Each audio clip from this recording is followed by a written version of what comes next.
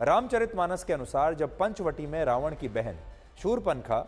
भगवान राम पर मोहित हो गई थी और भगवान राम ने यह कहते हुए शूर्पणखा के विवाह के प्रस्ताव को ठुकरा दिया था कि वो पहले से ही विवाहित हैं और उन्होंने अपने जीवन काल में सिर्फ एक बार ही विवाह के बंधन में बंधने का प्रण लिया है,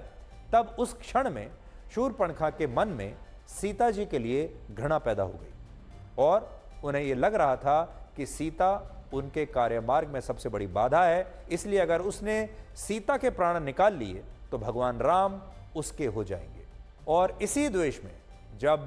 शूर्पणखा ने सीता को निगलने का प्रयास किया तो भगवान राम ने अपना हाथ ऊपर उठाकर दो भाव भंगिमाएं बनाई, जिससे लक्ष्मण समझ गए कि भगवान श्री राम उन्हें रावण की बहन की नाक और उसका कान काटने का आदेश दे रहे हैं। लक्ष्मण ने जब ऐसा किया तो शूर्पणखा, जो कि एक राक्षसी थी, वो मूल रूप में आ गई, यानी अपने असली रूप में आ गई और उसने यह निश्चय किया कि वो इसका बदला भगवान राम, सीता और लक्ष्मण से जरूर लेगी। और इसके लिए वो सबसे पहले दंडक वन में अपने भाई और राक्षसों के नायक खर और दूषण के पास पहुंची और उसने अपने तिरस्कार और अपमान का बदला लेने की उनसे विनती की। इसके बाद राक्षस खर और दूषण ने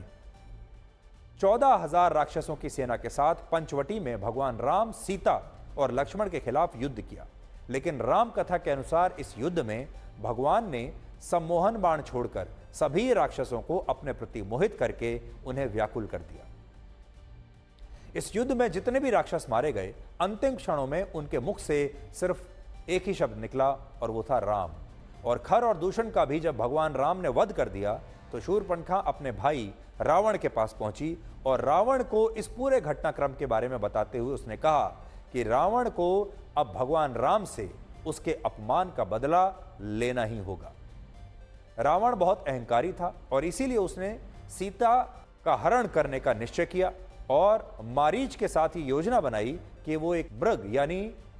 हिरण के रूप में पंचवटी जाएगा और जब भगवान राम और लक्ष्मण उसे हिरण समझकर पकड़ने के लिए जाएंगे तो उन्हीं कुछ क्षणों में रावण सीता का हरण कर लेगा। मारीच रावण के हाथों मरना नहीं चाहता था, इसलिए वो हिरण बनकर पंचवटी में सीता की कुटिया के पास पहुंचा और जब सीता ने यह कहा कि वो इस मनमोहक हिरण को रखना चाहती हैं